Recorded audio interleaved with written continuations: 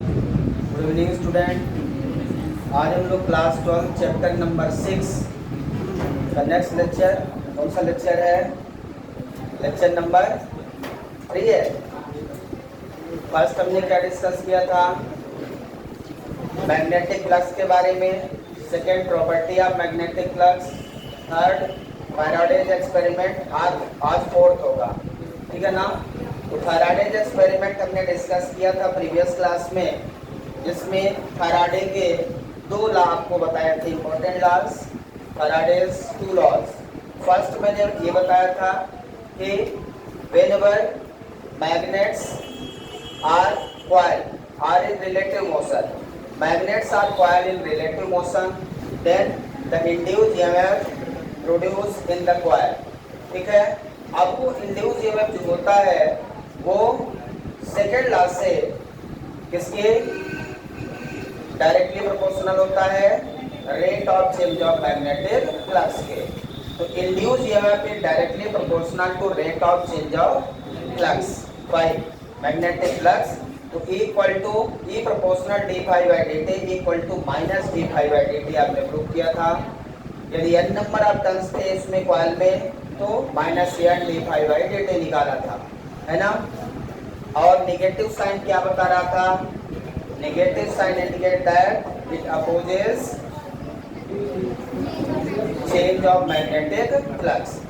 मतलब change of magnetic flux के कारण ही इंड्यूस्ड ईएमएफ प्रोड्यूस होता है, और नेगेटिव साइन वही बता रहा है, उसी का अपोज कर रहा है। तो इसको हम समझने के लिए लेंज लॉ पे आते हैं।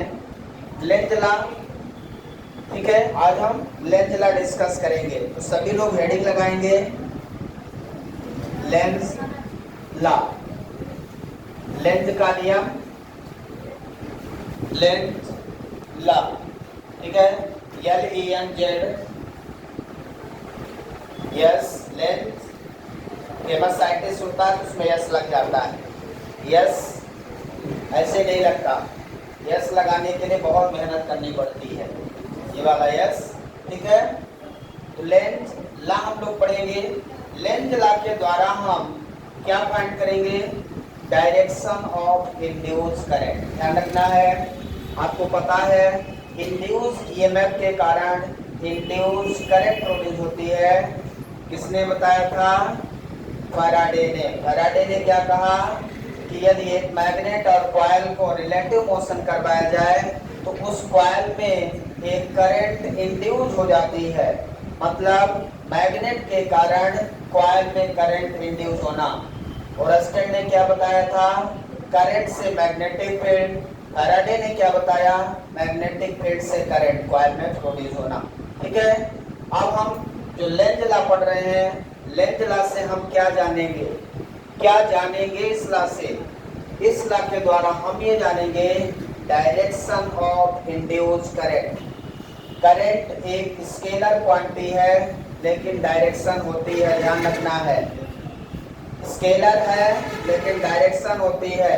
तो जो इंड्यूस्ड करंट आई है कॉइल में उसकी डायरेक्शन क्या होगी, ये कहां से पता चलेगा? लेंज लॉ से। तो आइए इनके स्टेटमेंट लिखें सबसे पहले। तो the direction of induced current, statement लिखेंगे the direction of induced current, the direction of induced current is such that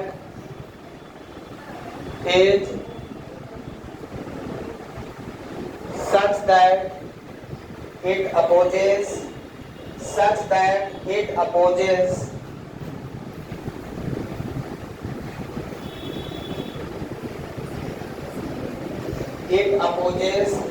change, or it opposes change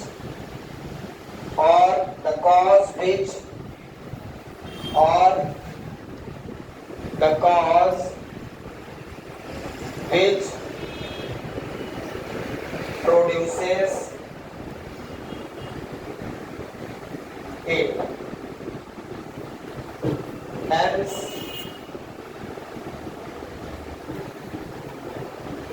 produces it. Hence Lenz law is used to, hence Lenz law is used to find the direction of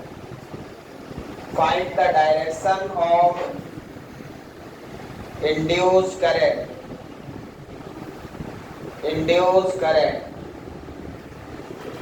So this is the complete statement. Direction of induced current is such that it opposes change or the cause which produces it. जिस कारण से ये current produce होती है, induce current जिस कारण से produce होती है उसी कारण का अपोज करती है। किस कारण से प्रोड्यूस होती है? Rate of change of magnetic flux के कारण। Rate of change of magnetic flux के कारण क्या प्रोड्यूस होता है? Induce EMF. और इंड्यूस ईएमएफ से प्रोड्यूस होती है induce current. Induce EMF as a source काम करेगा, एज अ बैटरी काम करेगा, एज अ सेल काम करेगा। तो जिस रेट के साथ फ्लक्स चेंज होता है उससे उस कॉइल में एक इंड्यूस ईएमएफ प्रोड्यूस हो जाता है। इंड्यूस ईएमएफ की यूनिट वही होगी जो पोटेंशियल डिफरेंस की होती है, वोल्ट। ठीक है ना? तो ईएमएफ है इलेक्ट्रोमोटिव फोर्स, पीछे आप पढ़ चुके हैं, उसके भी यूनिट सेल में आपने पढ़ा है, वोल्ट ही होते थे। तो यहाँ पे एज अ एनर्जी हो जाएगा। ईएमएफ एक एनर्जी है, तो ये law of conservation of energy पे बेस्ड है। मतलब ईएमएफ प्रोड्यूस होना मतलब law of conservation of energy. जो एनर्जी आएगी, energy neither be created nor be destroyed, वो कहीं ना कहीं चेंज से आई है और उस चेंज के कारण इलेक्ट्रिक फील्ड आ गई, इलेक्ट्रिसिटी आ गई। इलेक्ट्रिसिटी के फ्लो के इलेक्ट्रॉन को फ्लो होने के लिए एनर्जी चाहिए। किसी भी कंडक्टर में जो इलेक्ट्रॉन्स होते हैं उनको फ्लो होने के लिए क्या चाहिए? एनर्जी चाहिए। तो एनर्जी कहाँ से मिल रही है? एनर्जी कहाँ से मिल रही है? इंड्यूस ईएमएफ से। इंड्यूस ईएमएफ कहाँ से आ रहा है? Rate of change of flux से, जब मैग्नेट को मूव करवा रहे हैं। तो यहाँ पे इंपॉर्टेंट पॉइंट लिख लेंगे। Lenz law based on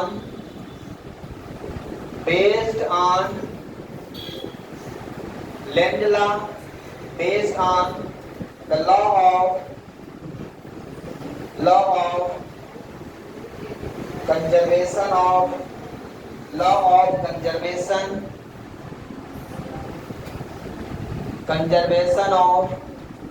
energy।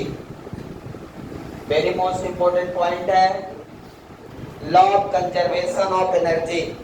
Lenz law based on the law of conservation of energy।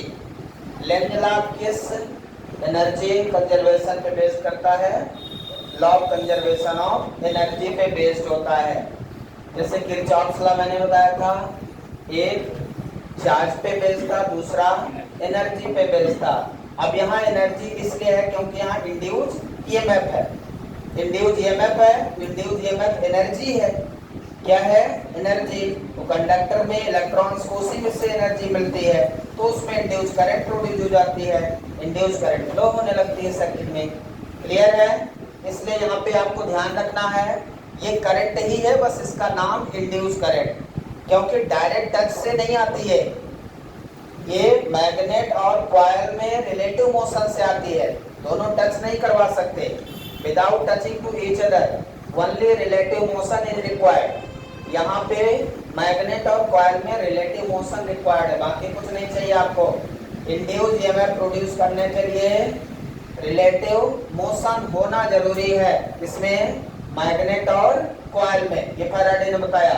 यदि रिलेटिव मोशन नहीं होगा तो कोई इंड्यूस ईएमएफ नहीं होगा। आपने देखा था स्टेशनरी मैग्नेट रख के एक्सपेरिमेंट, ठीक है। तो इंड्यूस करंट की डायरेक्शन हमें फाइंड करनी है। कैसे करेंगे? यदि हमारे पास एक मैग्नेट है, ध्यान से देखें, नॉर्थ साउथ पोल इसके हैं। अब यहाँ से मैग्नेटिक फील्ड बाहर निकलेगी, यहाँ से मैग्नेटिक फील्ड क्या होगी, बाहर निकलेगी। ऐसे नॉर्थ पोल से मैग्नेटिक फील्ड निकलेंगे कि नहीं निकलेंगे, नॉर्थ पोल से मैग्नेटिक फील्ड लाइंस निकलेंगी। अब हमने इसमें कॉइल बना दिया, ध्यान से देखिए, ये कॉइल है, ये क्या है, कॉइल है। अब आपको पता है यदि इस मैग्नेट को मैं इधर ले जाऊं, मैग्नेट के नॉर्थ पोल को, ध्यान समझिए, मैग्नेट के नॉर्थ पोल को इधर ले जाएंगे तो इस कॉइल में इंड्यूस ईएमएफ प्रोड्यूस हो जाएगा। क्या हो जाएगा, इस कॉइल में इंड्यूस ईएमएफ प्रोड्यूस होगा और वो इंड्यूस ईएमएफ क्या करेगा, इसके फ्लक्स का अपोज करेगा। क्या करेगा, ये जो फ्लक्स के कारण इंड्यूस ईएमएफ आया है उसका क्या करेगा, अपोज करेगा। अपोज करने का मतलब यहाँ पे एक नॉर्थ पोल बन जाएगा, force of repulsion.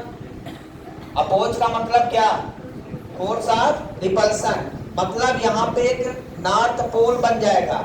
North pole को यदि हम ऐसे बनाए एन पोल, तो एन पोल की डायरेक्शन क्या होगी, यहाँ एंटी क्लॉकवाइज। एन पोल बना दिया, देखिए क्या बना दिया मैंने यहाँ पे, एन पोल, मतलब जो करंट कॉइल है, ये जिस कॉइल में करंट इंड्यूस हुई है उसमें करंट की डायरेक्शन क्या होगी, इंड्यूस करंट की डायरेक्शन क्या होगी, एंटी क्लॉकवाइज। क्या हो जाएगी, एंटी क्लॉकवाइज हो जाएगी। क्यों हो जाएगी, क्योंकि यहाँ पे एक ऐसा पोल बन जाएगा जो इस फ्लक्स का अपोज करेगा। अपोज कौन करेगा, like pole.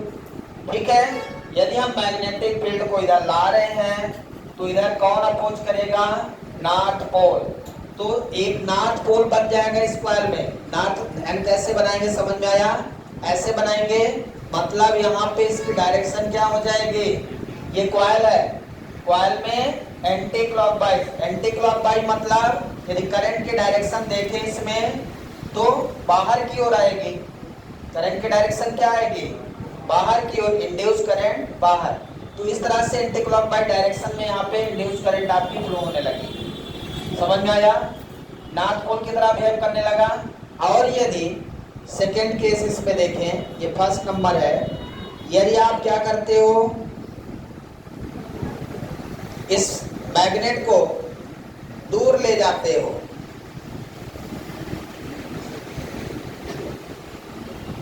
Magnetic field line तो वैसे निकलेंगे नॉर्थ पोल से, लेकिन दूसरा आपका काम ये है कि आप इसको दूर ले जाओ।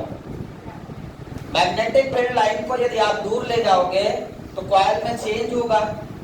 अब चेंज अपोज करेगा, मतलब वो क्या करेगा, इसको दूर, जो फील्ड लाइन दूर जा रही है इसको जाने नहीं देना चाहेगा।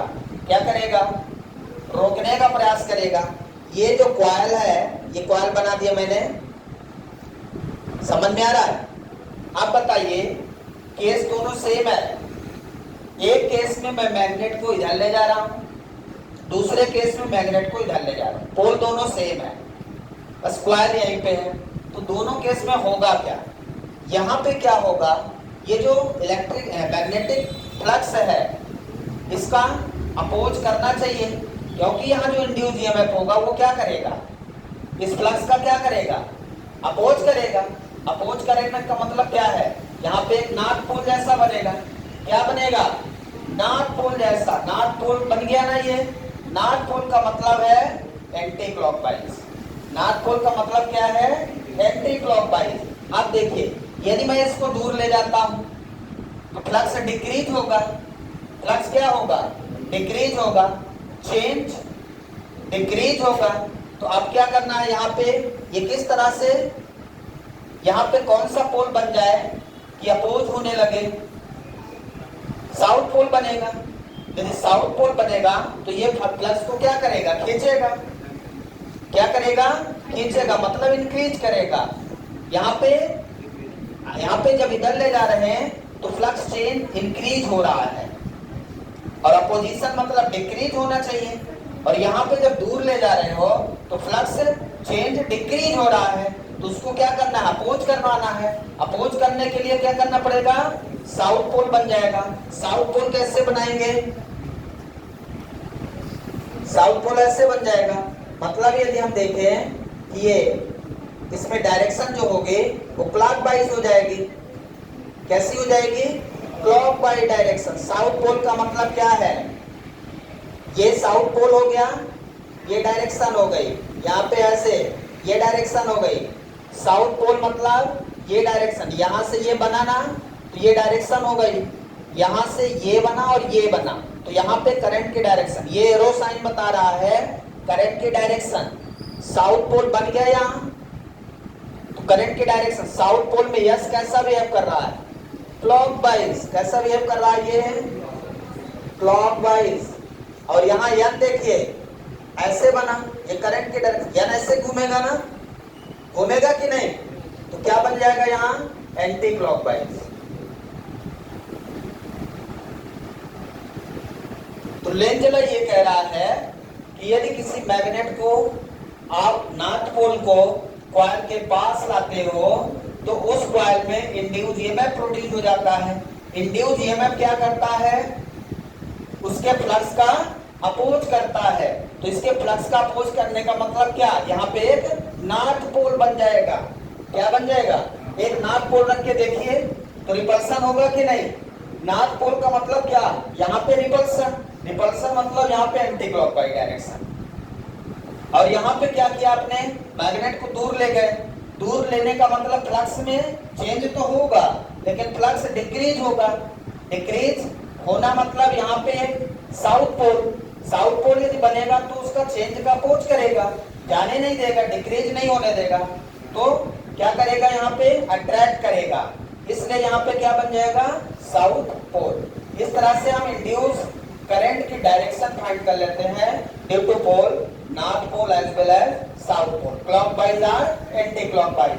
तो यहाँ पे इंड्यूस करंट की डायरेक्शन एंटी क्लॉकवाइज, यहाँ पे इंड्यूस करंट की डायरेक्शन क्लॉकवाइज हो गई है। ये है हमारा बेसिकली लेंज लॉ। क्लियर है सबको, पूरा अच्छे से बना लीजिए। Lenz law, the direction of induced current is such that it opposes change or cause। मतलब ये क्या करता है, ये चेंज का अपोज करता है, मतलब जैसा जा रहा है वैसे जाने देगा, नहीं जाने देगा, क्या करेगा, उसका अपोज करने लगेगा।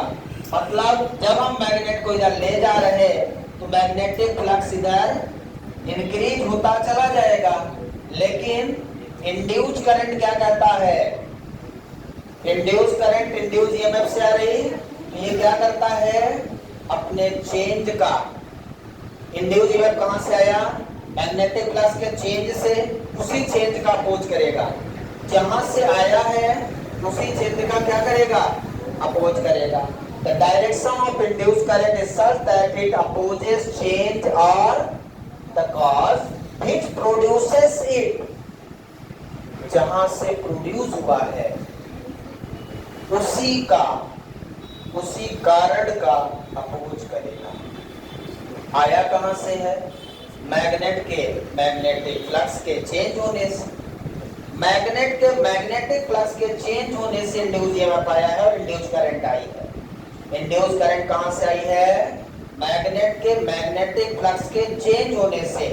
अब यहाँ पे जो कॉइल में इंड्यूस करंट आई है वो क्या करेगी, इसी फ्लक्स का अपोज करेगी। अपोज कब करेगी, जब यहाँ पे अपोज मतलब रिपल्सन। अब रिपल्सन यहाँ पे कब होगा, जब एक as a north pole of magnet होगा, तो north pole like pole repel to each other, यहाँ पे एक नॉर्थ पोल बनेगा तभी तो इनका रिपल्सन होगा। रिपल्सन का मतलब अपोज होगा। क्लियर है, तो यहाँ पे एक नॉर्थ पोल बन जाएगा, और यदि नॉर्थ पोल बन जाएगा वो किसके लिए बनेगा, इंड्यूस करंट के लिए, क्योंकि इंड्यूस करंट क्या कर रही है, अपोजेस इट्स कॉज, इसी फ्लक्स के चेंज का अपोज करेगी। तो नॉर्थ पोल मतलब एंटी क्लॉकवाइज डायरेक्शन। क्या बन गया, एंटी क्लॉक बाई डायरेक्शन। अब दूसरे केस में हमने क्या किया, मैग्नेट को दूर ले गए, तो फ्लक्स दूर जब गया तो डिक्रीज होना स्टार्ट हो गया। अब डिक्रीज होना तो इंड्यूस करंट क्या करेगी, डिक्रीज होना नहीं देने चाहेगी। क्यों? क्योंकि उसका अपोज करेगी, चेंज इट्स कोर्स। डिक्रीज हो रहा है तो उसको क्या करेगी, रोकेगी। तो रोक कब सकते हैं, जब ये साउथ पोल यदि होगा तो नॉर्थ पोल की मैग्नेटिक फ्लक्स को क्या करेगा, अट्रैक्ट करेगा। अट्रैक्ट करेगा तो इंक्रीज करेगा, मतलब इसके चेंज का अपोज करेगा। जब दूर ले जाओगे तो फ्लक्स चेंज होगा, चेंज होगा मतलब डिक्रीज होगा, तो डिक्रीज नहीं होने देगा तो यस पोल बन जाएगा। मतलब यहाँ पे कैसा पोल बनेगा, यस पोल। यस पोल मतलब क्लॉक बाई डायरेक्शन। तो इस तरह से इंड्यूस करंट की डायरेक्शन यहाँ पे क्लॉक वाइज हो जाएगी कॉइल में, और यहाँ पे एंटी क्लॉक वाइज हो जाएगी। ये मेन पॉइंट है। क्लियर है सबको, कोई डाउट है और? चलिए, तो ये आपका हो गया length law.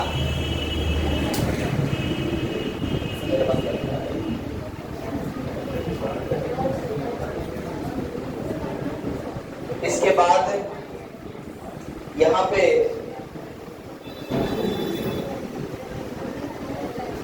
Motional electromotive force है।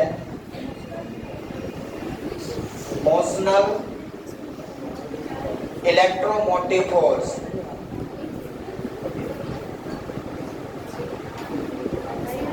मोशनल इलेक्ट्रोमोटिव फोर्स का मतलब क्या है,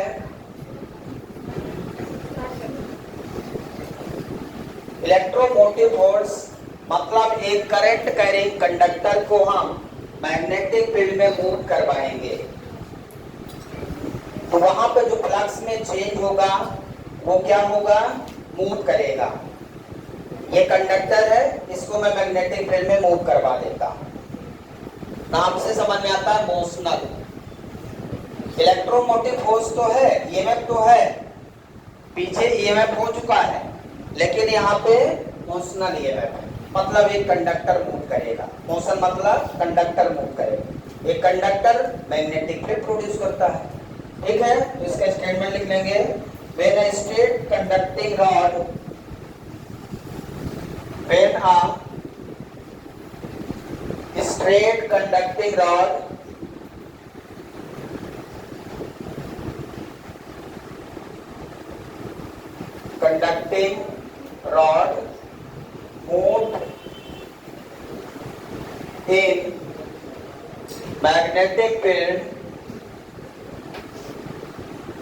moved in magnetic field, then magnetic flux associated, then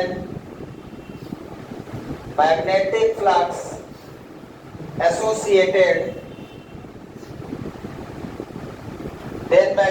flux associated with rod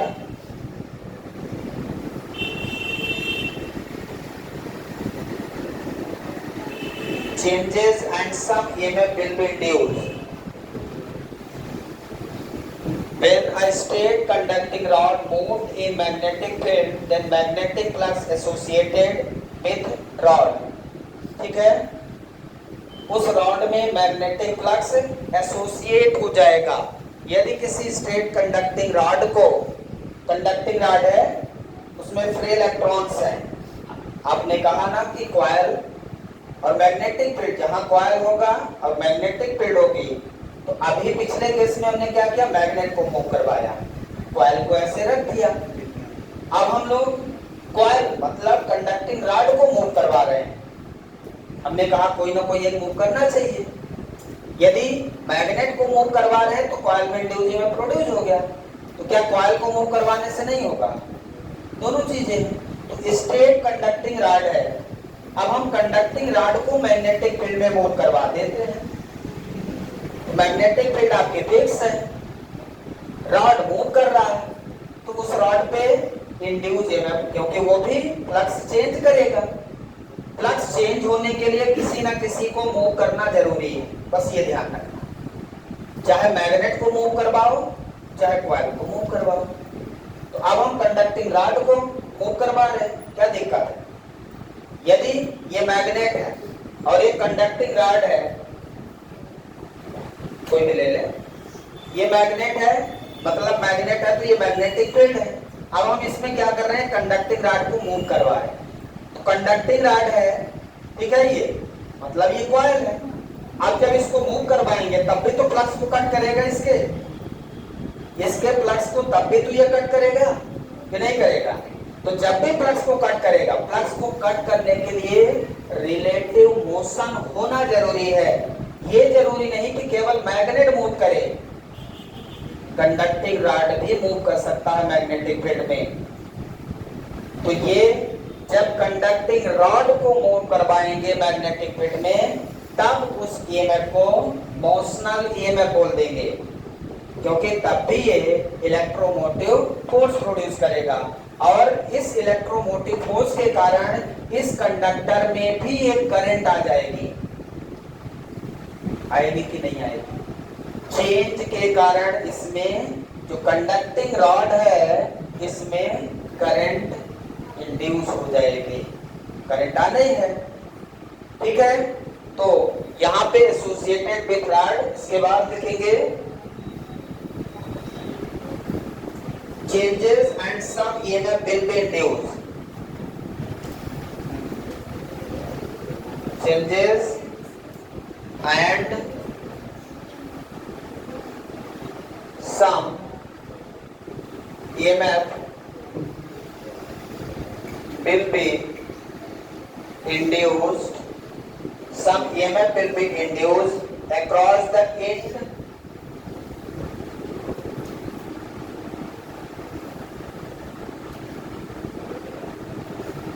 induced across the end of conductor. EMF के लिए कंडक्टर का ओपन भी हो सकता है, कोई जरूरी नहीं। यदि कंडक्टर ओपन है तो EMF तो इंड्यूस होगा, लेकिन जो इंड्यूस करंट है उसको फ्लो होने के लिए सर्किट का पाथ कंप्लीट होना जरूरी है। यदि सर्किट का पाथ कंप्लीट नहीं है तो फिर इंड्यूस करंट फ्लो नहीं होगी। ईएमएफ तो इंड्यूस हो जाएगा यहाँ पे दो टर्मिनल के बीच में, लेकिन ये करंट जाएगी कहाँ? तो करंट जाने के लिए इसके दोनों टर्मिनल में एक कनेक्शन देना पड़ेगा, तभी इलेक्ट्रॉन, जब तक पाथ कंप्लीट नहीं होगा तब तक इलेक्ट्रॉन फ्लो नहीं होंगे, और इलेक्ट्रॉन जब फ्लो नहीं होंगे तो करंट फ्लो नहीं होगी। तो एंड ऑफ कंडक्टर हो गया यहाँ पे, ठीक है। इसके बाद known as motional electromotive force, known as motional electromotive force, known as motional electromotive force, इसी को हम मोशनल इलेक्ट्रोमोटिव फोर्स कहते हैं। अब इसमें जो करंट फ्लो करती है कंडक्टर में, उसके डायरेक्शन निकालना है। The direction of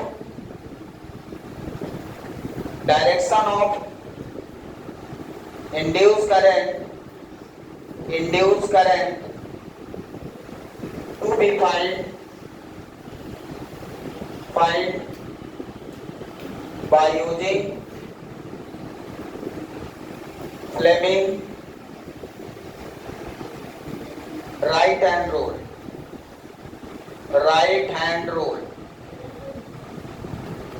Fleming right hand rule से हम इस इंड्यूस करंट के कंडक्टर में फ्लो होने वाले करंट के डायरेक्शन को फाइंड कर लेंगे।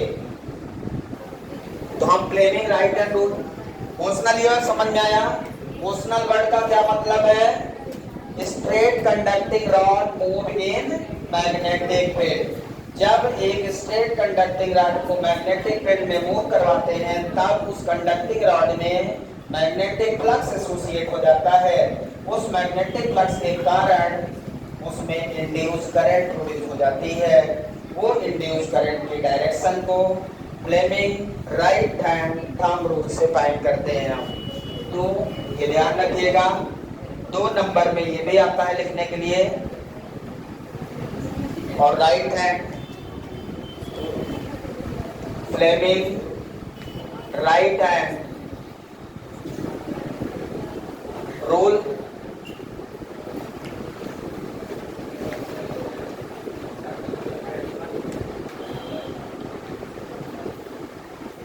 if we stretch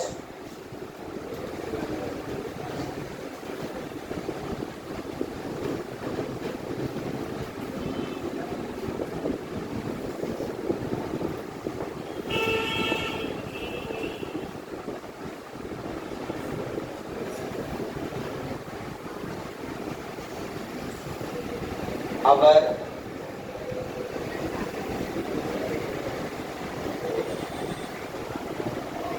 forefinger,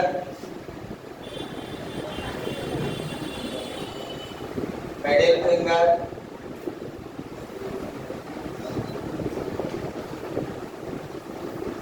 and thumb mutually perpendicular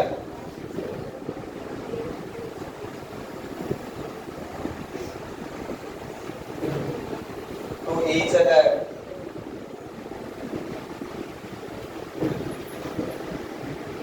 Then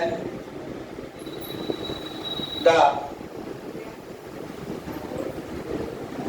forefinger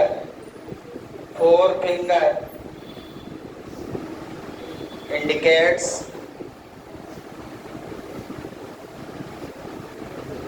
the direction of magnetic field.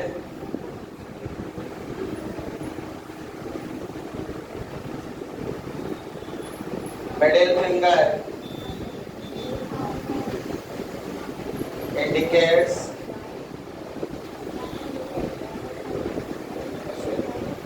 forefinger indicates the direction of magnetic field. Thumb लिख लेंगे. Thumb indicates the direction of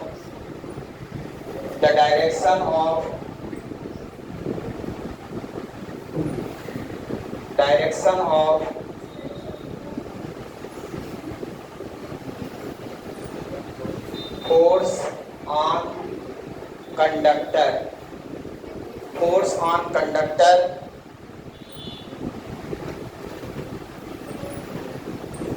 ठीक है. If we stretch our forefinger, middle finger and thumb mutually perpendicular to each other, then the forefinger indicates the direction of magnetic field, thumb indicates the direction of force on conductor, and middle finger indicates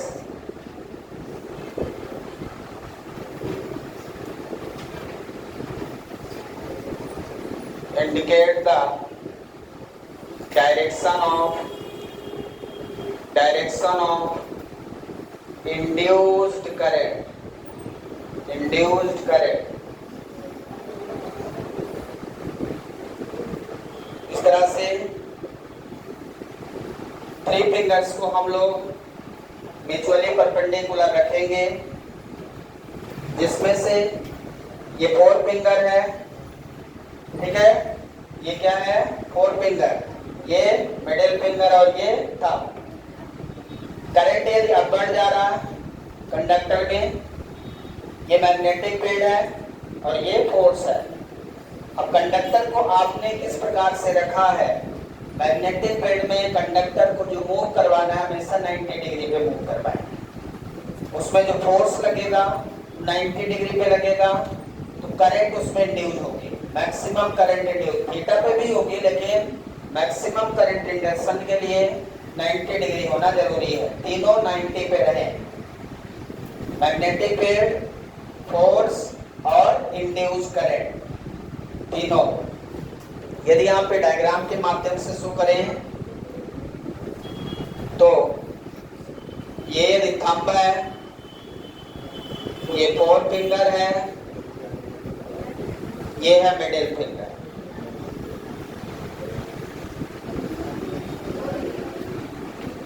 ठीक है, ये क्या है? Direction of magnetic field. ये क्या है? Direction of